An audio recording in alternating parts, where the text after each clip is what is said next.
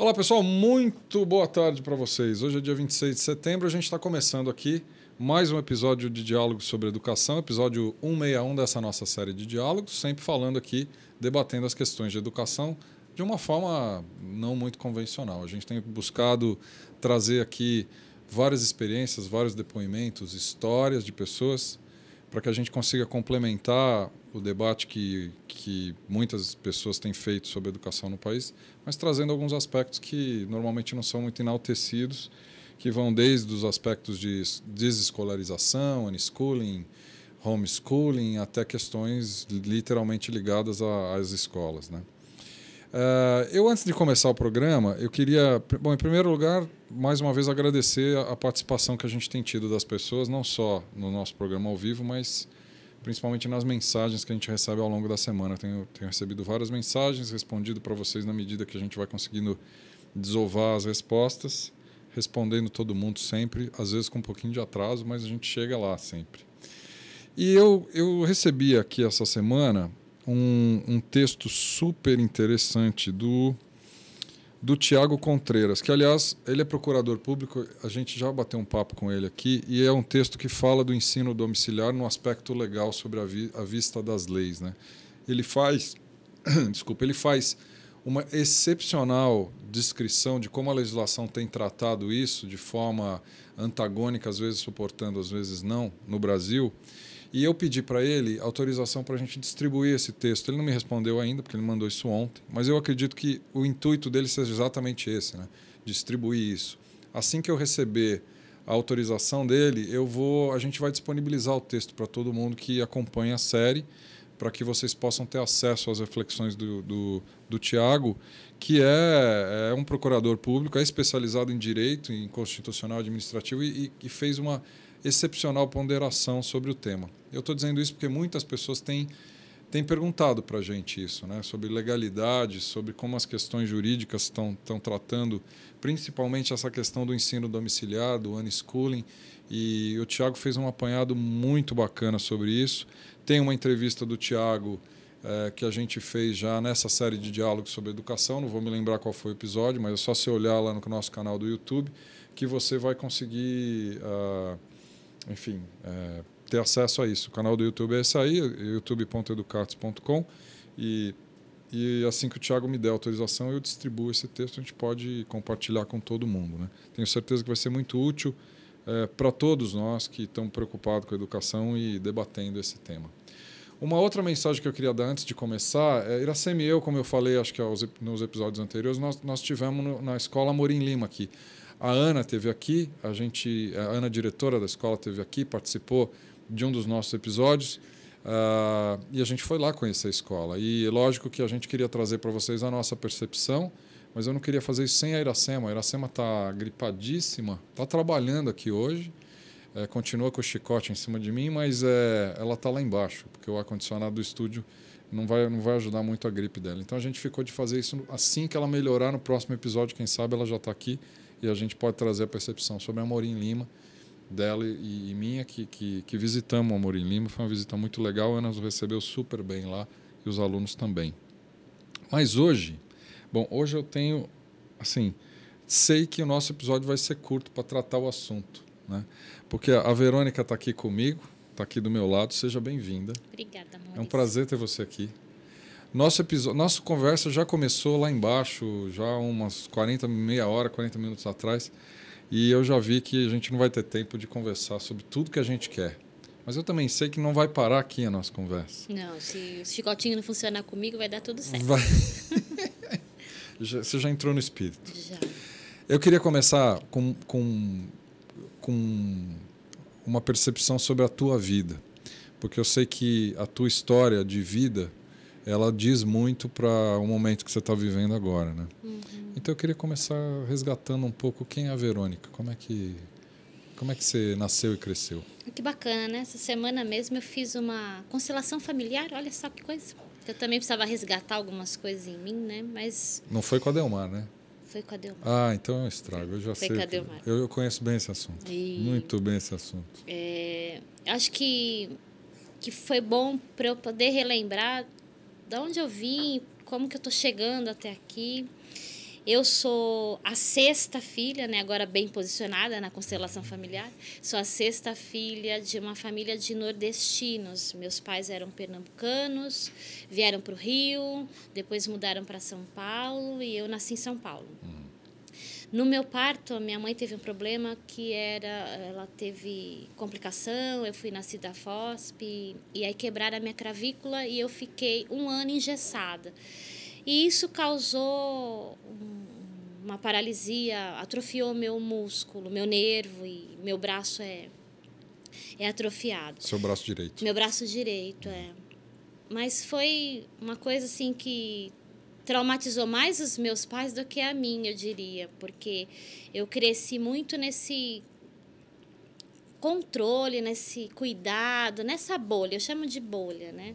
Mas aos 6 anos a minha mãe morreu e meu pai, com uma garotinha, porque os meus irmãos são mais velhos que eu, a minha irmã a mais velha é 12 anos mais velha e o outro é 10 anos mais velho que eu.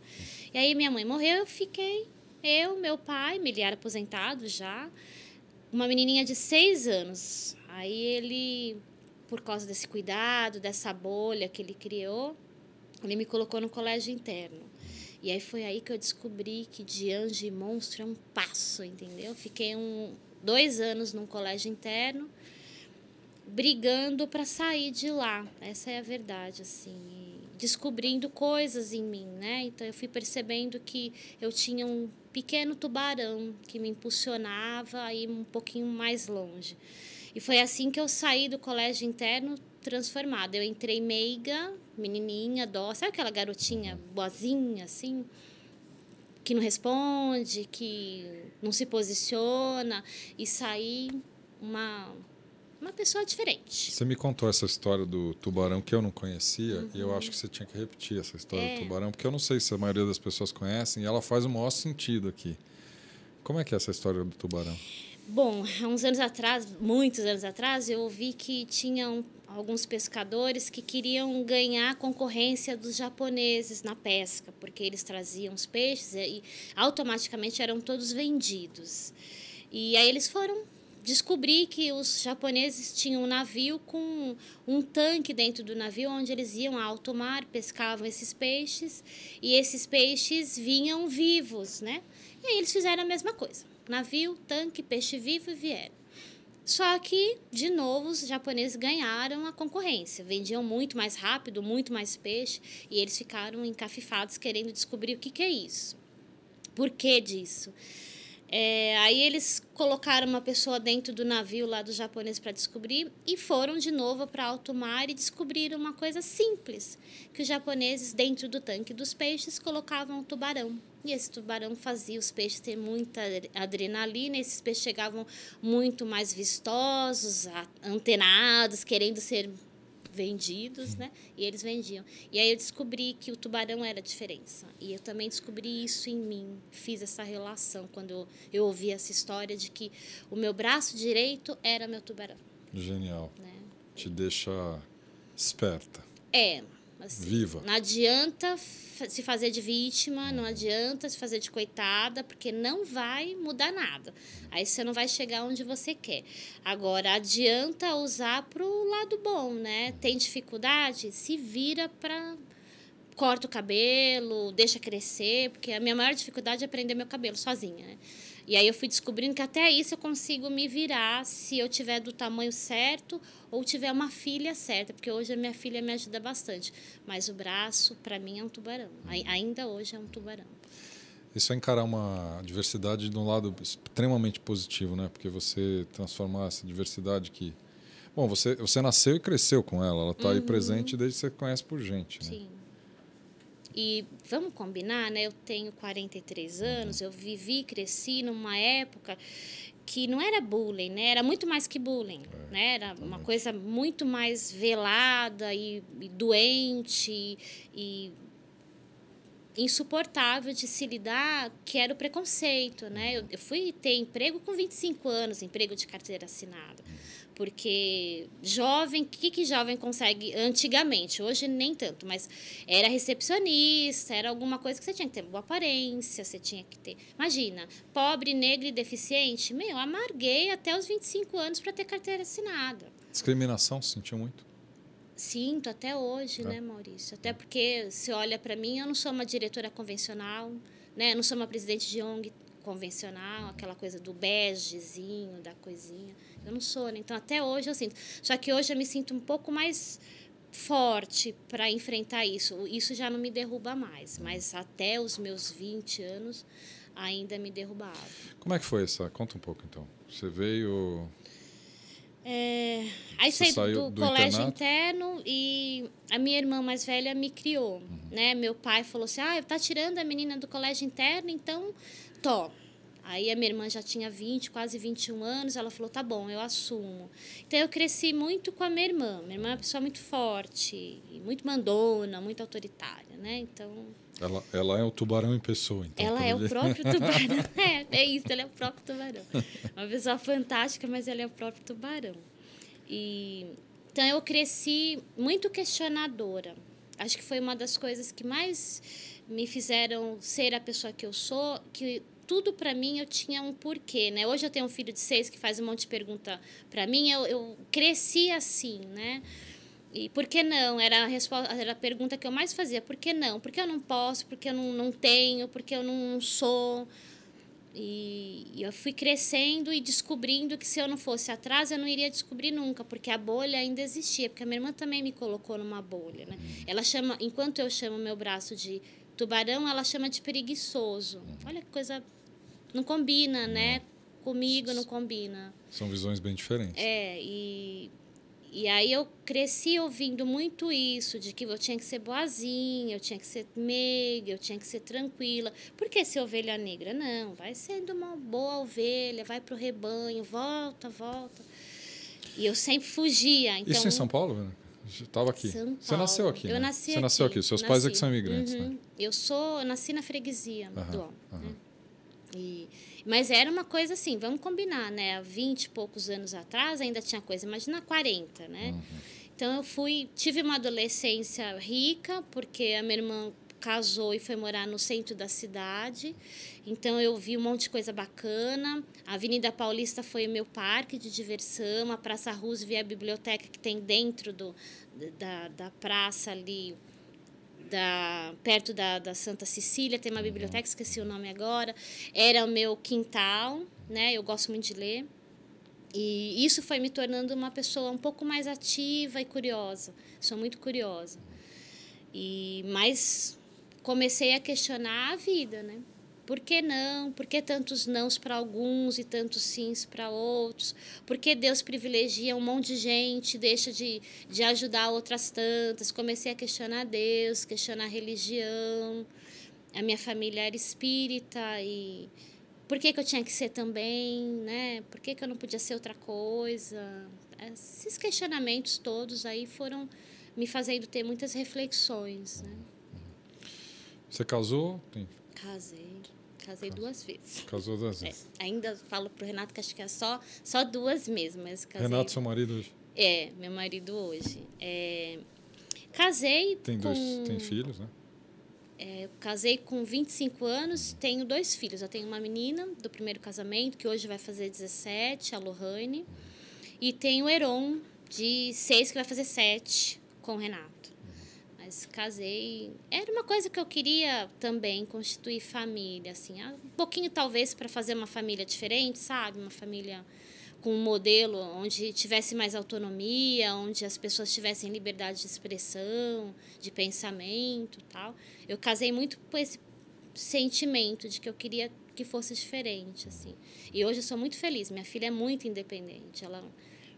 Ela consegue se expressar bem, consegue definir coisas bem. Eu olho para ela e falo assim, que bom. Se hoje eu fiz um bom laboratório com ela, porque ela é bem dinâmica, assim, autônoma, eu diria, né? Ela realmente sabe o que quer E isso eu olho para ela, eu enxergo aquela Verônica de 6 anos que queria ser independente quando fez greve de fome no colégio interno. Isso que é bacana. Ela não precisou fazer greve de fome. Ela foi criada para o mundo, assim. Que é uma das coisas que eu falo para minha família hoje. As pessoas precisam ser criadas para viver. Não pode ir para uma bolha ficar presa. Porque também, quando você sai da bolha e se você não estiver preparado, o mundo te engole, né? Fácil. Como é que entra o tema empreendedorismo social na tua vida, assim, de repente? Lá para os meus 17, 18 anos, que eu era muito questionadora, eu comecei a ver muita injustiça no mundo. Aí eu comecei a procurar trabalho voluntário. Aí eu comecei a envolver todas as pessoas que eu conhecia nesses trabalhos, né? Ficava inventando moda e carregava meia dúzia. O último trabalho forte que eu fiz voluntário foi dentro de um orfanato, até eu engravidar. Até eu casar, engravidar, e ia aos finais de semana com um grupo de amigos, nós ficávamos com as crianças, brincávamos, trazíamos essas crianças para casa. Era um trabalho bem forte e eu ficava super feliz. Todos os domingos eu não ficava em casa, eu ia para o orfanato, assim, num lado oposto da minha casa. Mas lá, para mim, foi uma grande escola de perceber, né, que tem muita gente largada no mundo e que tinha muita potencialidade, assim. Eu via criança, jovem, quis até adotar uma próximo garotinha. da tua casa? Não, longe pra caramba. Eu moro na Zona Norte, eu ia em Parelheiros. Freguesia da Zona Norte aqui de São Paulo. Eu ia para Parelheiros, orfanato, assim, atravessava a cidade. Mas foi bacana, foram anos felizes e que a própria dona do orfanato falou para mim, você está muito tempo aqui, agora você engravidou, é melhor você dar um tempo. Porque para as crianças foi frustrante me ver grávida, né? Então ela preferiu a gente cortar. E eu acabei engravidei, cuidei, abri uma bomboniere, larguei o mundo corporativo, porque eu entrei no mundo corporativo querendo um pouco provar que eu podia, né? Eu entrei muito para isso, não era para ganhar dinheiro, porque ganhar dinheiro eu já estava ganhando, fazendo outras coisas. Mas eu queria ter a carteira assinada, sabe? Ter aquele gostinho de falar, eu posso. Mas quando eu quis engravidar, eu falei, não, eu preciso parar e pensar. Eu resolvi abrir uma bomboniere com uma amiga. E aí eu engravidei e fui cuidar desse período, assim, da minha filha, da gravidez, que não foi uma gravidez tranquila, foi uma gravidez de risco, né? Eu tive a pressão muito alta e ela nasceu de 8 meses, então, assim, eu tive que parar um pouquinho e cuidar de mim e cuidar dela, que também foi bacana, foi uma coisa bem empreendedora para quem falava que não ia ter filho nunca. Eu mesmo? Você tinha esse discurso? Tinha. Você não só tem os seus filhos, olha como tem os filhos dos outros. Agora você vai contar essa história ainda, mas enfim. E aí foi isso. Aí eu já estava com uma criança linda, fofa, né? E eu não sabia direito cuidar, porque eu nunca tinha tido contato com criança. Acho que o primeiro empreendimento foi a bomboniere mesmo. E por causa da gravidez complicada, eu precisei largar isso. E aí eu comecei a perceber como eu gostava do terceiro setor, né? Como era bacana ver que dava para fazer um trabalho voluntário. Me envolvi muito sendo voluntário, através do trabalho do voluntariado. Mas aí, quando a Lorraine nasceu, eu parei um pouquinho com isso, virei mãe mesmo, aquela coisa de mãe em casa, cuidando, educando. Assim, fiquei com ela 2 anos diretos. Mas, em 98, a Lorraine tinha 1 ano e meio. Eu tinha um irmão, meu pai casou pela 3ª vez. E eu tinha um irmão, meio-irmão, que era 14 anos mais novo que eu. Então, assim, eu já tinha casado, já era adulta, e ele era nosso filhote, né? A mãe desse meu irmão morreu quando ele tinha 8 meses, e de novo a minha irmã mais velha pegou para criar. E meu pai também morreu, né? Então ele ficou órfão de pai e mãe, e quem criava era minha irmã. Em 98 ele era fanático por futebol, brasileiro típico, São Paulino roxo. Estava jogando bola dentro da quadra de uma escola e numa discussão de bola, de drible, de coisas assim, ele discutiu com o garoto falou que ia matá-lo. Foi uma coisa assim, vou te matar, tá bom, vai matar, então sai do jogo. Foi essa a resposta que os garotos deram para o menino. Só que 15 minutos depois ele voltou armado, botou todo mundo para correr e falou para o meu irmão, e agora? né? E assim atirou. Meu irmão deu um azar danado que pegou a aorta e ele teve uma hemorragia. 15, 20 minutos depois ele faleceu e foi até um motorista de táxi que estava, que é bem numa avenida, a escola. O motorista de táxi viu todo o movimento, entrou, ainda encontrou vivo, chamou o resgate, mas por causa da hemorragia ele veio a falecer. E aquilo me chocou muito, assim. Não pela morte em si, que foi violenta, bruta, mas me chocou depois. Eu fui para o pronto-socorro e eu dei de cara com a polícia no pronto-socorro procurando a família da vítima. Porque naquela época ninguém tinha celular e só estava eu, porque só eu tinha ido para o pronto-socorro. A minha irmã que criou, né, ele não tinha condições, então eu larguei a minha filha com a minha irmã e eu fui para o pronto-socorro. E aí a delegacia estava esperando algum familiar porque tinham prendido o garoto que matou. E eu cheguei na delegacia junto com esse garoto. Menor também de idade? 14 anos. 14 anos. Os dois, o meu irmão e o garoto. Uau. E lá na delegacia foi, acho que, uma grande surpresa para mim. Quando eu perguntei para ele por que ele tinha feito isso, porque afinal de contas ele estava estragando a minha família, mas a dele também. Aí ele falou para mim: tia, eu não sei. Com um olhar de medo, de pavor, de não sabia mesmo o que estava fazendo. E eu preferi guardar essa imagem, Maurício, porque foi essa imagem que me fez descobrir que eu tinha que descobrir por que ele tinha feito aquilo. O que o levou, então, a fazer aquilo? E foi assim que eu resolvi, junto com um grupo de amigos, que a gente já estava querendo fazer uma coisa além orfanato, a gente abriu uma ONG chamada Mensageiros da Esperança. Então, Mensageiros nasceu um pouquinho dessa tragédia, assim, que para alguns foi uma tragédia que queria explodir, né, o mundo, e para mim eu queria saber por que ele tinha feito aquilo. Fala um pouco da ONG. Estou mostrando o site aqui da ONG, Mensageiros da Esperança. Mensageiros da Esperança vão fazer 15 anos esse mês, dia 23 de outubro. Mensageiros nasceu dessa vontade imensa que eu queria entender o que aconteceu dentro das favelas, dentro das comunidades, né? E eu fui fazer uma pesquisa junto com um grupo de amigos, entender como que funcionava a favela. Para mim era uma pesquisa. Para os nossos amigos era fazer um trabalho voluntário também. A gente começou a captar alimentos, porque para você entrar numa comunidade, às vezes você precisa ter um motivo para entrar lá, né? Você não vai entrar lá à toa. E aí o nosso motivo foi distribuição de cesta básica. E a gente começou a captar cestas, alimento, batendo de porta em porta, da maneira mais difícil. Batendo de porta em porta, montando essas cestas todo mês. E escolhemos uma dessas comunidades para trabalhar. Foi um período bacana para entender direitinho como funcionava, o que falavam essas pessoas, como elas agiam, como elas pensavam. Então, eu fiz isso de 98 a 2001 com esse grupo de amigos. Nós distribuímos cesta básica uma vez por mês e uma vez por semana nós dávamos palestras para essas pessoas de tudo.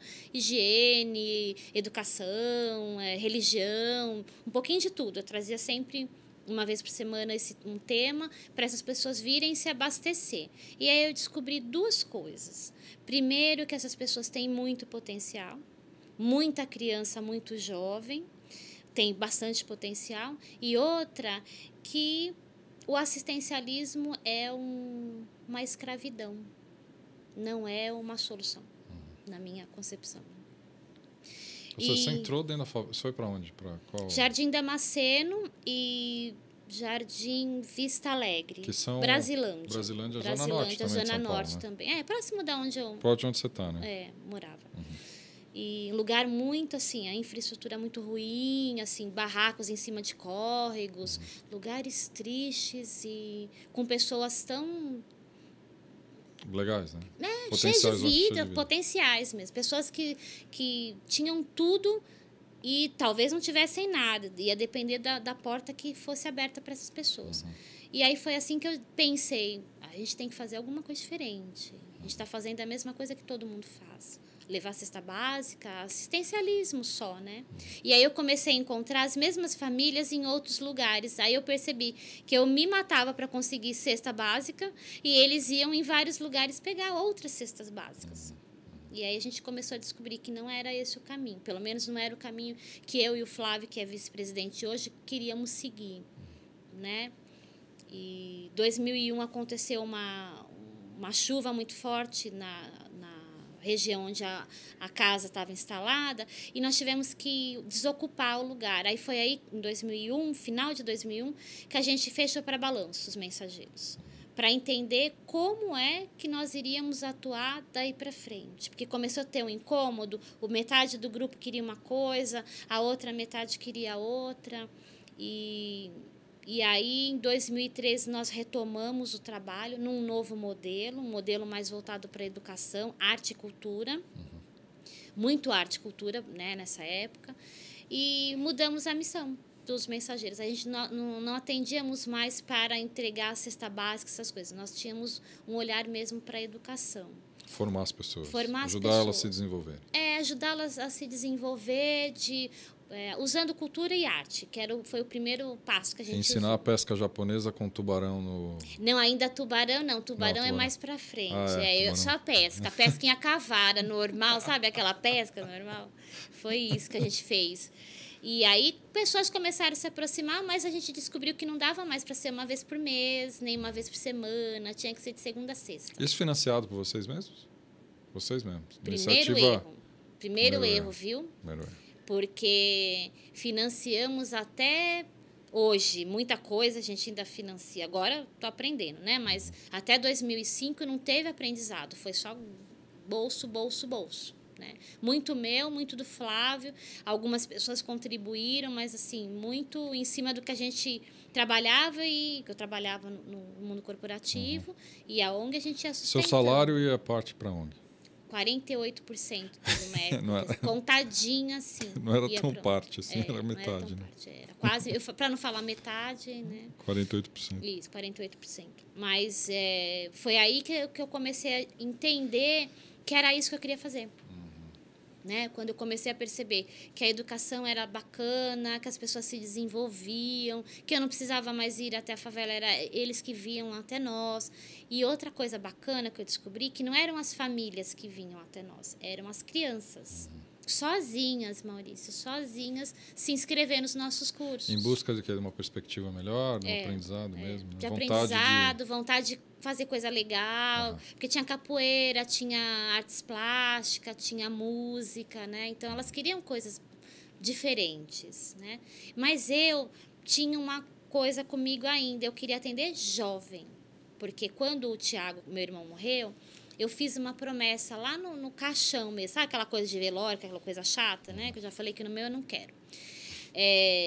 Eu falei para ele, eu vou salvar pelo menos 2 para substituir a sua vida, porque ele tinha acabado de passar no Laboratórios Axé, sabe? Tinha um programa no Laboratórios, nem sei se ainda tem, para aprendiz, menor aprendiz. Ele teve que estudar e ralar para entrar.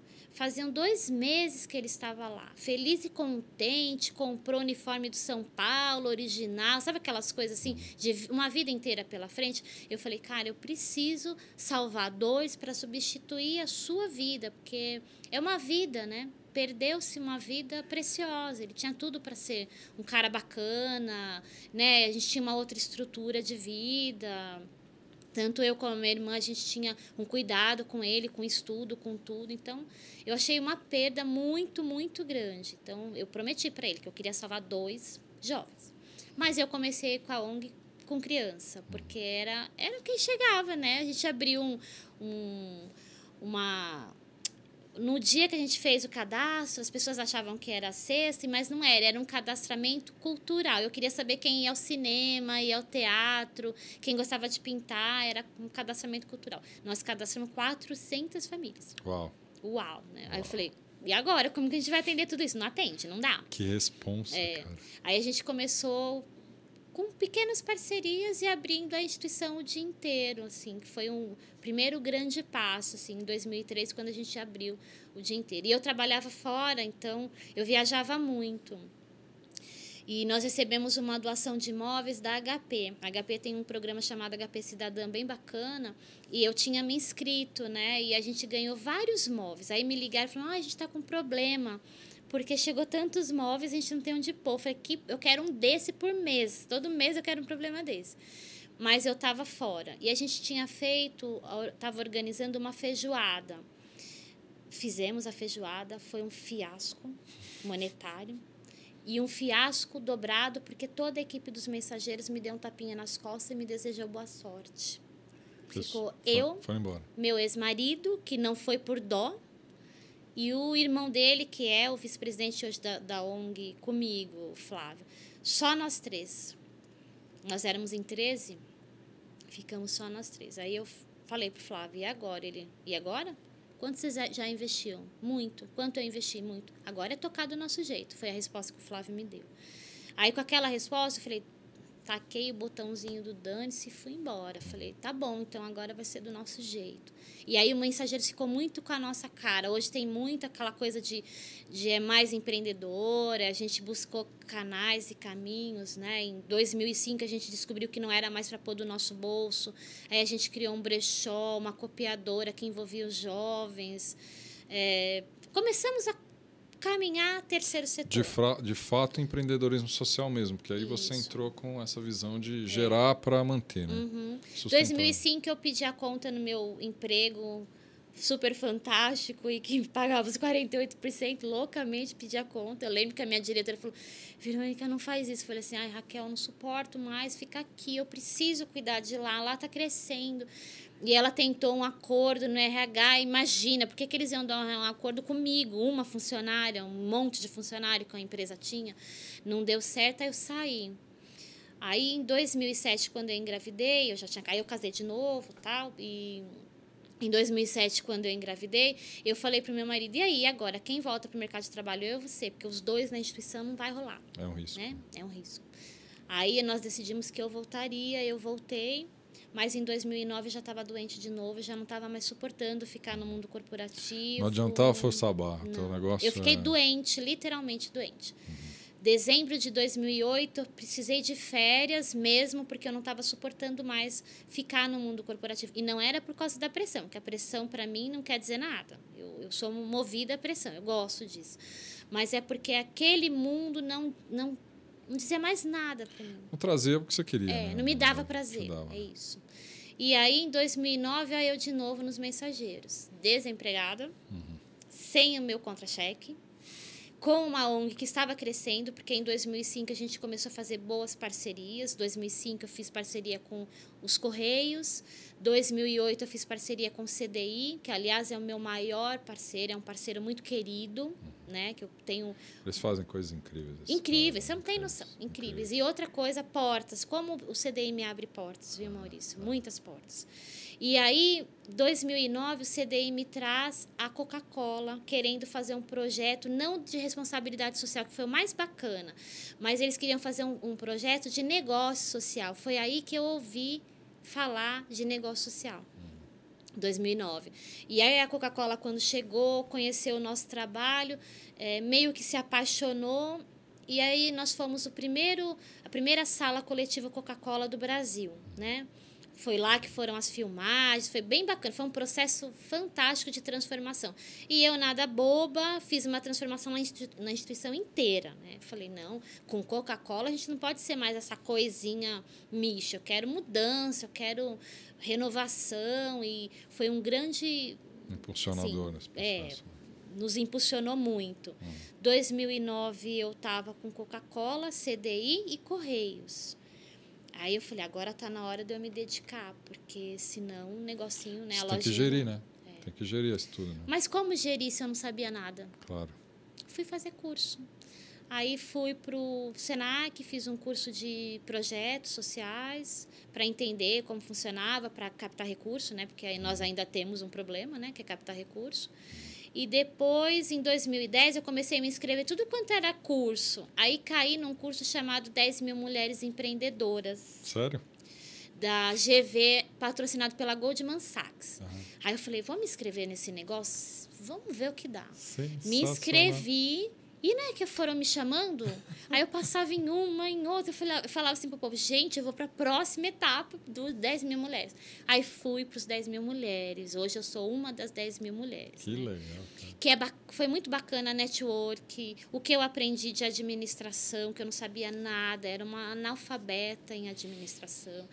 Em comunicação, que embora eu tivesse feito jornalismo, assim, a parte assim, de mostrar, de ter um logo bacana, essas coisas todas eu aprendi nos 10 mil mulheres. E a network que você faz, né? Eu conheci pessoas sensacionais. Bacanésimas, assim, que tenho amizade até hoje. Algumas são parceiras, algumas a gente se encontra uma vez a cada ano, mas conquistei muita coisa através do 10 mil mulheres, porque eu aprendi o que era network de verdade. Porque eu sabia isso no mundo corporativo. Você é obrigada a ter, né? Para se relacionar bem, até dentro de uma grande empresa, se você não for uma pessoa bem relacionada, você não consegue dar 2 passos, né? Mas no terceiro setor eu não sabia fazer. Aprendi. Depois dos 10 mil mulheres, eu tive um consultor bárbaro.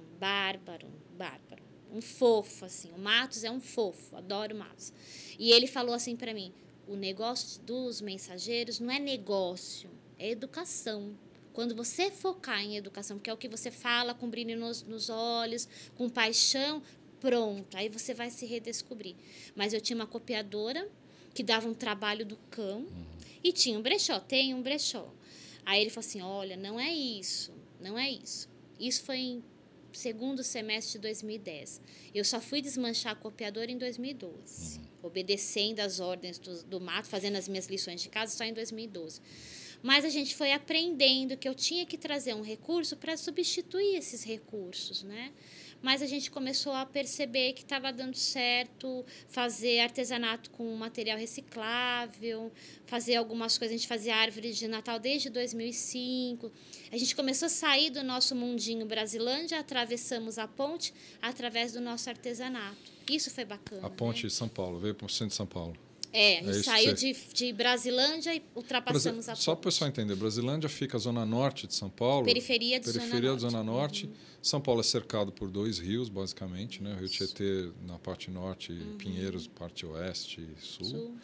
E quando a gente fala atravessar a ponte aqui, significa atravessar um desses rios, ou para a periferia ou para o centro da cidade. Né? Isso, foi isso mesmo. E atravessando a ponte nisso, a gente começou a perceber que a nossa oficina de arte, que era uma oficina para as crianças, para as mulheres da comunidade, estava se transformando num negócio. Porque aí a gente começou a ir para balcão de cidadania, dentro de shopping, eventos. E aí o Renato é artista plástico, ele começou a fazer cenografias, árvore de Natal. Isso começou a chamar a atenção. 2009, quando a Coca-Cola chegou, ela viu muitos ícones dessas coisas que ela gosta e utiliza hoje no projeto dentro lá dos mensageiros. Então, o Mensageiros começou a ter esses 2 nichos, educação e negócio social, para sustentar a educação. Agora, em algum momento da sua vida, entrou uma escola nessa jogada de verdade, né? Quando você fala de educação, mas eu sei que hoje você tem um colégio lá.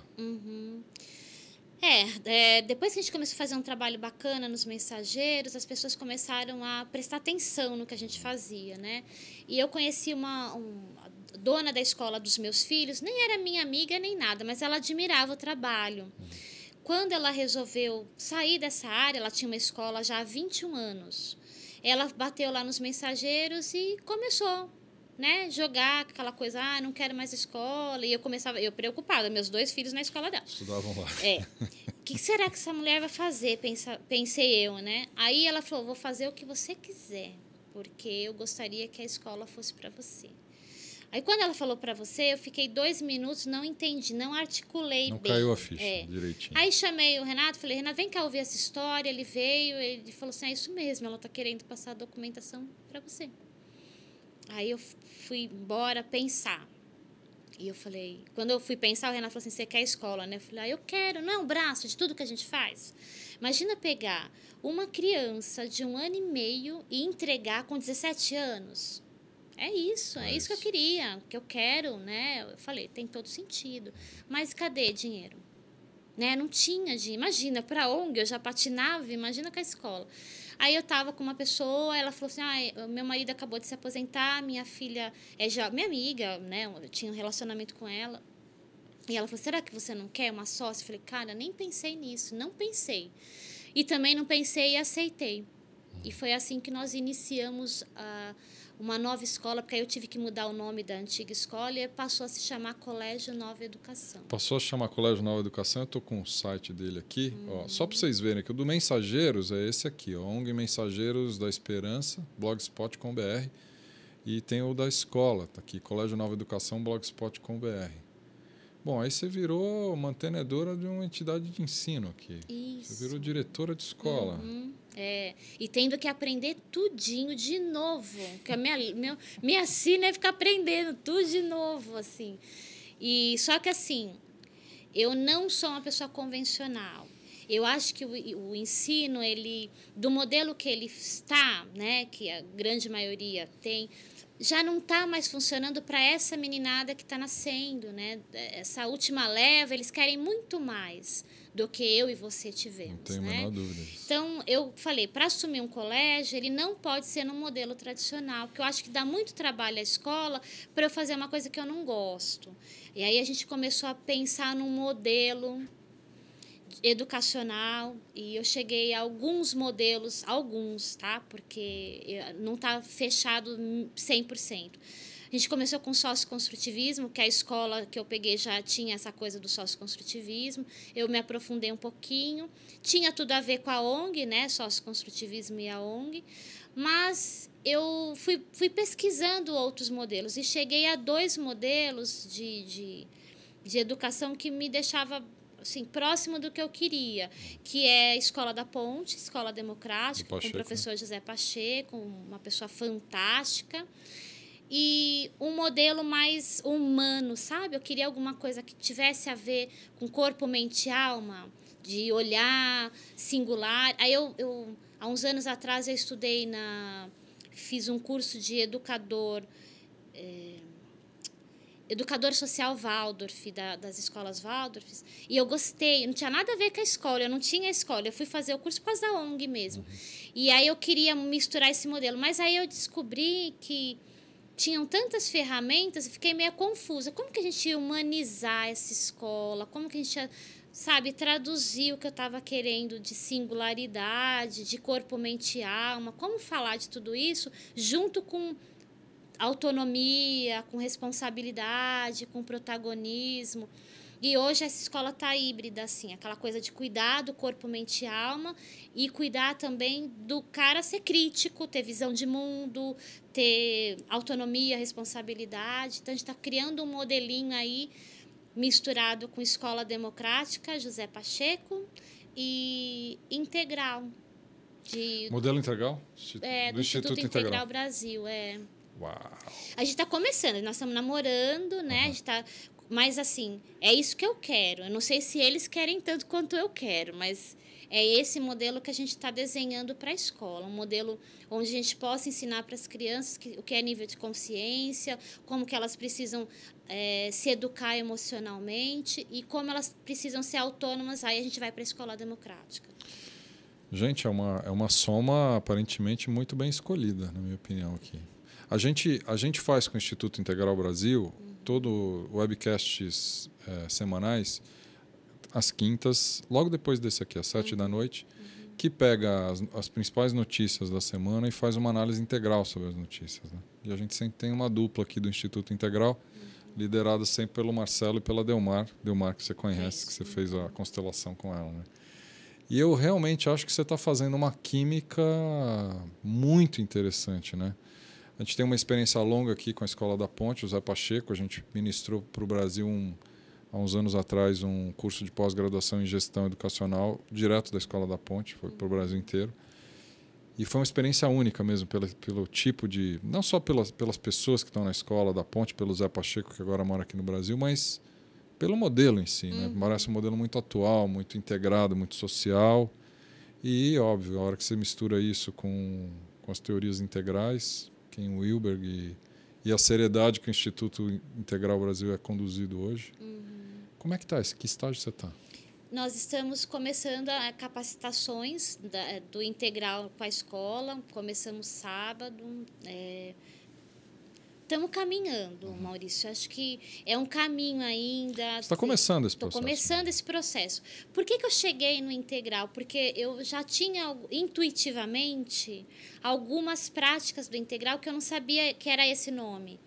E conhecendo a Delmar, ela pescou isso. Ela falou assim, nossa, essa tua intuição tem um nome, né? Então, aí tô fazendo curso de abordagem integral, estou me aprofundando no Ken Wilber, estou estudando como aplicar isso, penso no dia a dia, como envolver professores, alunos, pais. Então, é muito assim, a parte do integral, ela está muito no começo. A parte democrática, ela já está ficando mais madura, porque com os alunos é mais simples fazer isso, né? A gente já tem assembleia, desde quando a escola desde 2011 a gente já tem algumas coisas da prática da escola democrática, mas do integral ainda está um pouquinho mais lenta. Mas eu diria para você assim que cada coisa que eu vou aplicando, que a gente vai aplicando um pouquinho de cada vez, está surtindo um efeito dos alunos serem mais tranquilos. Eu tenho adolescentes assim que não tem em qualquer escola. Eles são calmos, eles são amigos, eles são transparentes, eles não têm medo de falar das emoções, dos sentimentos. Então, a gente está trabalhando pouco a pouco com isso. Então, assim, essa soma, que ainda está no início, eu sou muito favorável de que vá crescendo no decorrer dos anos aí, né? Como a gente combinou, que ainda é um projetinho pequeno, uma semente, né? Mas é enriquecedor de ver. Já surte efeito. Ô, Verônica, que da educação tradicional, essa educação média que a gente tem hoje, que por todos nós passamos e a maioria das crianças tem passado, que dessa educação te incomoda, que você acha que é um problema que você gostaria de não ter no Colégio Nova Educação? As avaliações, né? Que aluno tem que fazer prova para provar que é bom, né?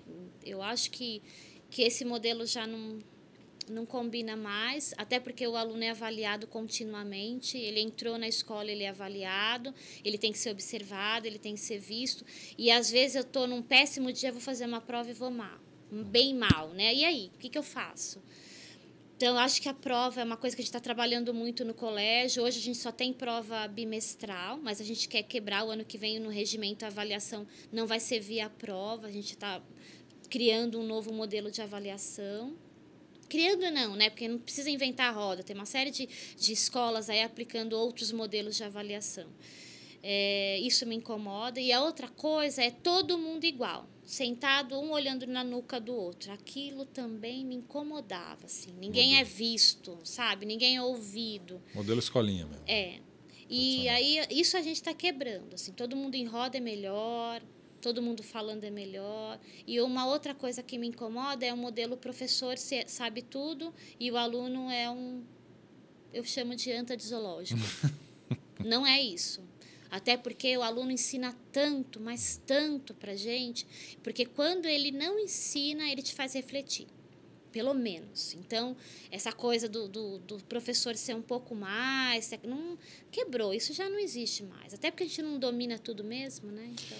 E você acha que essa é uma trajetória de quanto tempo para você conseguir chegar numa escola, você fazer da Nova Educação um colégio diferente? Olha, Maurício, essa é a pergunta que eu me faço todos os dias, porque são tantos entraves, são tantos problemas financeiros que a gente tem enfrentado por conta de eu não ser uma empresária rica ainda, não ter capital de giro, né? Que eu fico me perguntando. A escola é uma escola privada, né? É uma escola privada com valor diferenciado, porque eu estou numa região de classe B, né? C e B, mas a escola é para público C e D. Esse é um modelo de negócio, além dela ser democrática e integral, eu ainda quero que ela seja negócio social. Então, essa coisa muito misturada, porque eu penso muito na base da pirâmide mesmo, para a gente trabalhar um pouquinho mais, para mudar o cenário, né? Eu fico pensando como é que eu vou conseguir sobreviver no próximo semestre. Quais são as grandes barreiras? Financeira? Financeira. Eu diria assim que não é grande barreira. Eu diria hoje que com 200 mil eu faço o negócio acontecer. Do jeitinho que ela está hoje... Por ano. Assim, se eu tiver alguém aplicando, deixando ela aí sobrevivendo junto com as mensalidades chegando, porque os pais têm, a maioria paga, né? Eu tenho alunos bolsistas de 100%, mas são os alunos da ONG. Mas eu tenho os outros que pagam. Só que não paga aquele valor exorbitante, paga um valor que a gente acredita que é justo, né? Que dá para suprir as nossas necessidades. Se eu tiver um investimento aí de 200 por ano, para a gente conseguir dar corpo, acabar de sistematizar um modelo educacional e começar a trazer, melhorar a divulgação, marketing, que eu preciso de dinheiro para essas coisas. Eu diria que em 5 anos ela vai ser uma escola referência mesmo. Pelo menos referência na Zona Norte, que é a minha pretensão. Quantos alunos você tem lá? Hoje eu tenho 66. Capacidade para quantos alunos? Capacidade confortável, uns 150 alunos. Confortável que eu diga assim, que eu acredito que uma sala tenha que ter no máximo 15 alunos. Eu, Verônica, acredito nisso. Muito mais que isso, você já perde a mão. Aí lá onde eu estou instalada hoje, caberia 150 alunos. Tem aqui o site, de novo, queria mostrar o site da escola. Está aqui, ó, Colégio Nova Educação. Colégio Nova Educação, blogspot.com.br, para quem quiser dar uma olhada, tem várias coisas aí. Ó, eu botei um mapa de Brasilândia aqui, só para as pessoas entenderem onde a gente está, né? São Paulo, tem o centro de São Paulo aqui, Avenida Paulista e tal. Mais ou menos nessa altura aqui tem os rios, né? Tem um rio aqui, Pinheiros e Tietê em cima, e o Pinheiros que passa mais ou menos a parte de baixo aqui. Brasilândia está aqui, a zona norte da cidade, né? Do outro lado do rio, como a gente diz aqui. Né? Como é que a comunidade acolheu esse movimento todo teu ali na região? Porque a ONG está lá também. A ONG está na Brasilândia. Brasilândia, A escola também. Na freguesia. Que é do lado, que é né? do lado, bem do lado aqui. Isso, ó. bem do lado. Para quem quer ver o mapa, está aqui bem aqui na freguesia. A comunidade... Tem alunos... Você falou, você tem alunos da ONG que vão estudar, tem alunos de Brasilândia na escola. E assim, na verdade, muitos dos meus alunos da escola também são de lá, né? De lá. Mesmo que não são da ONG, são do bairro, né? Eu acho que está acolhendo bem. Acolhe bem a ONG, né? Hoje a gente está num lugar bem avenida principal, então a gente tem bastante pessoas que vão até lá, porque a gente tem um brechó, então as pessoas conhecem muito a instituição, porque o portão é aberto, né? Aquele modelo de portão fechado, é um portão aberto.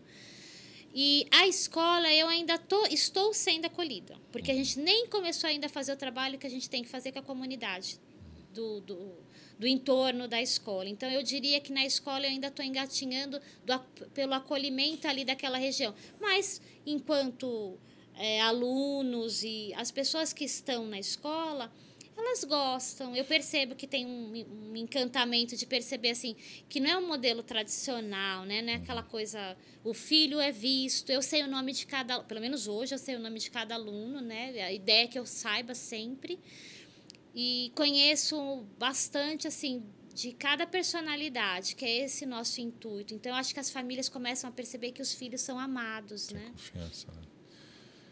Você está desde quando com a escola que você comentou? Eu estou com a escola desde fevereiro de 2011. Que é pouco tempo ainda. Na verdade, você está aprendendo os primeiros passos ainda. Não sabia nada. 2011 caí de paraquedas total. Assim. Não sabia nem lidar com a delegacia de ensino. O supervisor que me ensinava. Aliás, os supervisores ainda me ensinam coisas, né? Quando eles vão lá. Como é que você está se sentindo hoje, depois dessa história toda? Quantos anos da morte do seu irmão? 15 anos. Foi em junho de 98 e a ONG vai fazer 15 agora, em outubro. Eu diria, Maurício, que é bom entender que eu não fiquei sofrendo, sabe? É bom entender que a morte é um processo da vida e que a morte brutal tem que ser evitada, né? Assim, tem que morrer? Vai morrer de outra coisa, sabe? Vai morrer quietinho, à noite, dormindo, do coração, de outras coisas.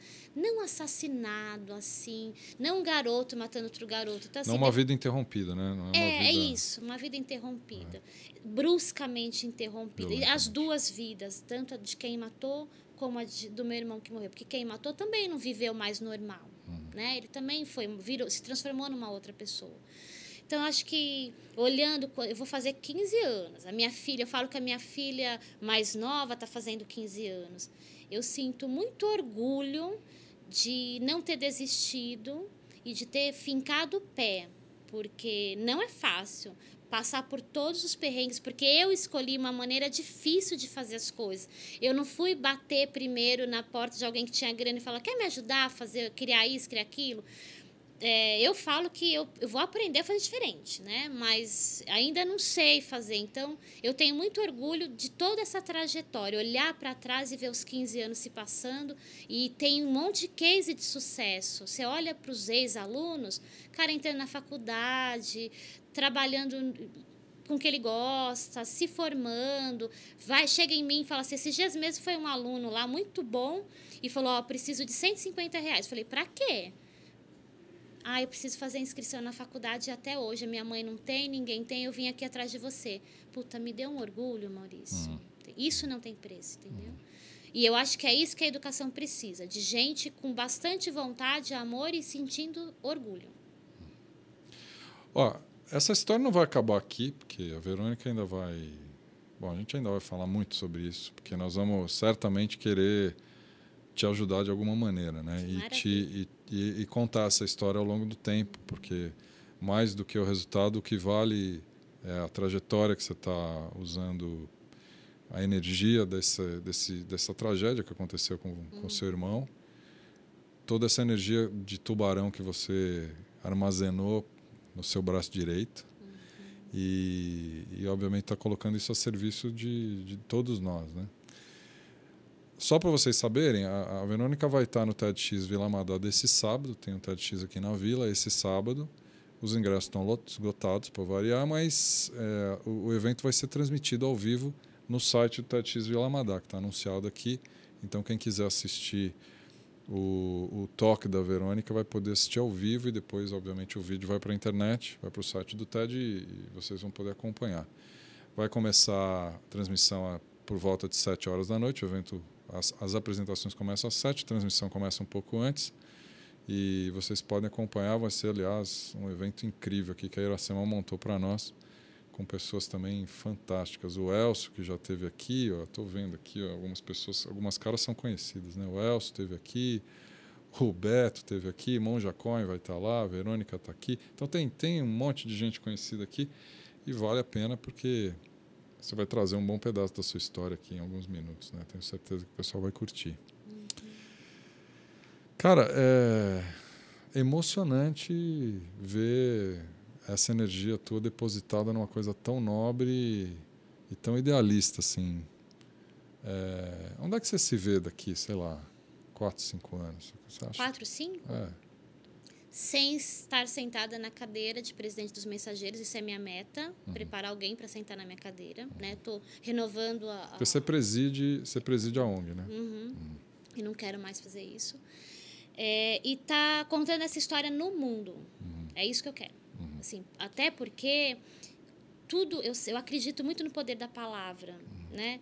E colocar essa energia para fora e buscar troca, conhecer isso em outros lugares e para um outro país, conhecer como funciona lá, como que dá certo lá, conhecer outras escolas, outros modelos, para ir fortalecendo o que a gente tem. É isso que eu quero fazer. Eu quero fazer, pelo menos daqui, no máximo em 5 anos, estar fazendo isso. O futuro da educação passa por inovações e modelos mais... Eu vou chamar de alternativos aqui, para não dizer outra coisa, mas... Eu chamo de transformadores. Transformadores, né? Você acha que passa por aí? Eu acho que... Eu não acho, tenho certeza, Maurício, que não dá mais para ficar assim. Sabe quando chega num processo que ninguém quer mais ficar vivendo esse modelo? Nem o governo quer mais. Vamos combinar. Se você analisar a PCN, analisar a legislação, não é mais esse modelo que a gente vive. É que não está colocado em prática. Mas se a gente for avaliar, não precisa inventar a roda. O modelo é maravilhoso. O modelo tem coisa bacana. É que está quadradinho ainda, porque são pessoas. Toda vez que a gente fala de pessoas, vai depender muito do que eu quero. Né? Enquanto diretora, enquanto presidente, é o que eu quero. E depois, acho que esse modelo vai se transformando, vai ser o percurso natural, acredito. Genial. Olha, esse papo não vai acabar aqui. Não vai mesmo, porque a gente ainda vai falar muito nisso. E a continuidade imediata disso é no sábado. Isso aí. A gente vai se ver no sábado aqui. E obrigada pela oportunidade. Imagina. É prazer enorme poder compartilhar isso com você, porque compartilhar a tua história conosco, com todo mundo que acompanha a série aqui, é emocionante. A gente vai estar muito junto ainda nessa história. Que bom. Verônica, super obrigado, viu, por você ter estado aqui com a gente. Obrigado, até breve, que é sábado, bem breve mesmo. E foi um prazer. Obrigado. Não tem chicote na sua mão, não tem, posso garantir. Essa história do chicote aqui no Educast está virando lenda, mas a Iracema já arrumou um digital. Eu não sei se ela já mostrou, mas ela mostra quando ela voltar para cá para cima. Ela arrumou um chicote digital aqui para me dar chicotadas com bits e bytes. Pessoal, muito obrigado por vocês terem estado aqui com a gente. Bom, a gente continua esse diálogo. Tem diálogo sobre a notícia às 19 horas de hoje. A gente se vê no próximo episódio. Um beijo para todos.